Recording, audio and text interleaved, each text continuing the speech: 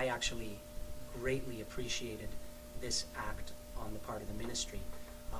Sometime around June 25th or 26th, you published on the website a letter that the minister had written to the chairman of the boards and the executive directors of the Children's Aid Societies. You're aware of what I'm talking about? Yes. You've read the letter? Yep. And it concerned the Commission to Promote Sustainable Children's Aid Societies. Mm-hmm. And in that letter, the minister stated that she has concerns that there are some CASs which are much more expensive to operate than other CASs. Would the ministry consider, considering that the ministry, when it introduced the alternative dispute resolution process into the child protection system, am I correct in asserting that it was an implicit acknowledgement on the part of the ministry that establishmentarian concerns in the Ontario Court of Justice were denying families due process and procedural fairness litigating against the CASs? Is that why the alternative dispute resolution process was introduced into the system? I'm just not sure about that in order to give you an answer off the top of my head. Mm-hmm. You brought up a couple things there, different costs, and then the right. alternative dispute resolution. Mm-hmm. I know there's a process in terms of the costs that are being managed through CSs, but I'll have to look into exactly what the issue is around alternative dispute resolution. The ministry recently undertook a study, isn't that a fact, on the internal complaint review panel of the CASs? Did the ministry not elicit information from the 53 CASs in regards to their administering the internal complaints review panel? Yeah, I'm not sure if it was all of them, but they did do a survey just as part of our sort of quality assurance.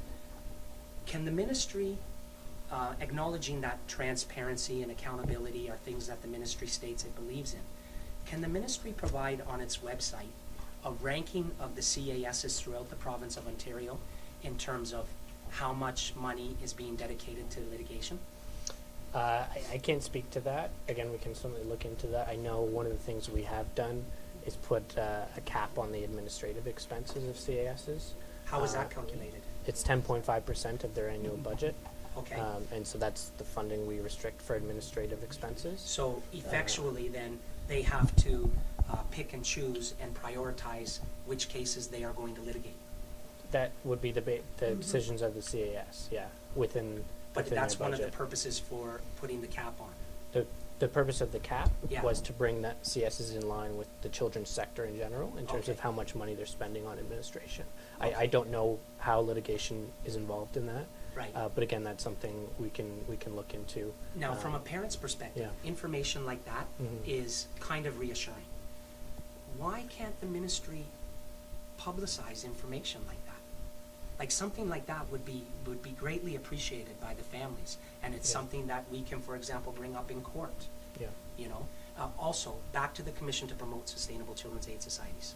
Where are we with that? And I know that the minister canceled the meeting, which was scheduled for July 29th, and I know that it was reported to me that her reasons for canceling the meeting, which she issued a letter, I believe, dated July 15th, which wasn't posted on the website, and her reasons for canceling was that the commissioners were not in place yet. So can you give us an update on that? What's happening with the commission? The commissioners are going to be in place shortly, and it will be getting underway very shortly. Will we? So you're like within a month, or? I don't have any specific timelines to give you, other than to say that the minister is still very much committed to having them up soon, and looking forward to working with the commission and the CASs. But there's a process that has to go through, and who are the commissioners? How many are there going to be? And I don't have that information yet. Which fields are they going to come from? They're not.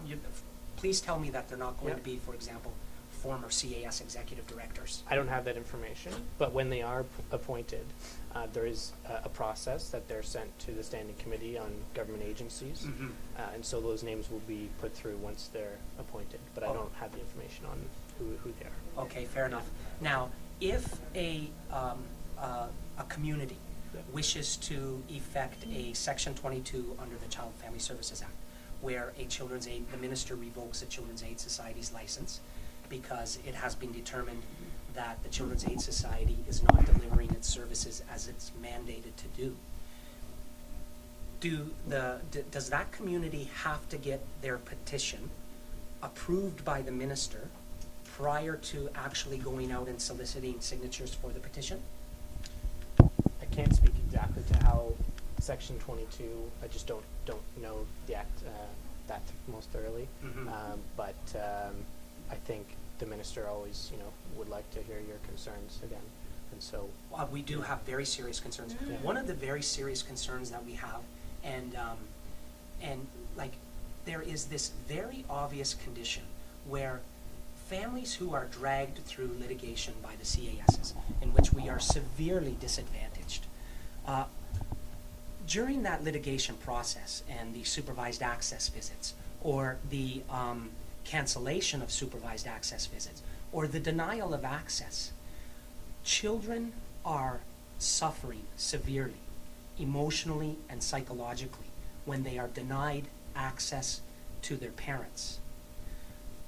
How come the system and the ministry has made no acknowledgement whatsoever as to the emotional and psychological injury which children are very possibly feeling during when they're dragged into this process and they're denied access to their parents? Why hasn't the ministry done anything to address that? And considering that parental alienation is one of the most hot topics in the family courts today, the ministry has no statement in regards to parental alienation on its website.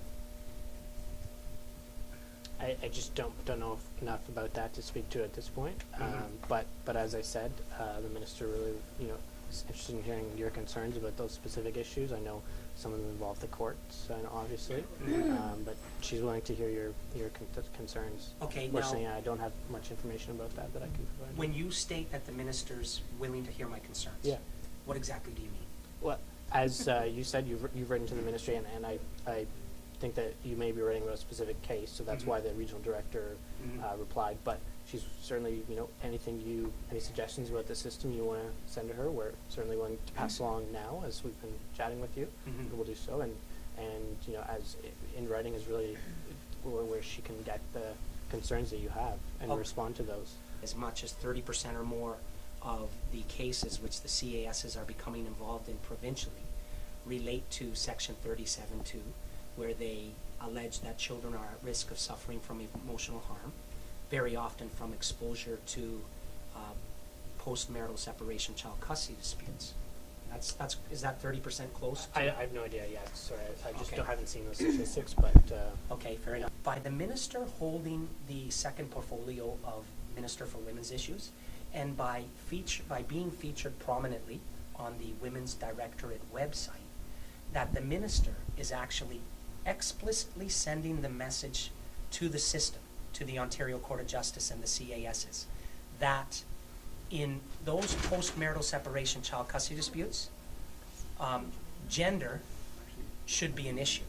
Can the minister make some kind of statement asserting that gender should not play an issue in the family law courts, considering that she has that second portfolio and the possible message that people may be inferring from the fact that she is also the Minister for Women's Issues, and that possibly there are people within the system, CAS workers, judges, lawyers, who may be inferring that the government of Ontario wants the system to treat fathers in a disadvantaged manner.